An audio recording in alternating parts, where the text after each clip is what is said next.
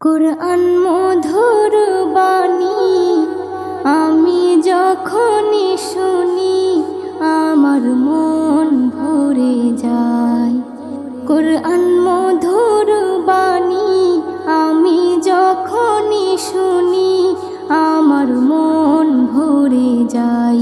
শোনো মুমিন মুসলমান, পড়ে দেখো না কুরআন, কত শান্তি পাওয়া যায়।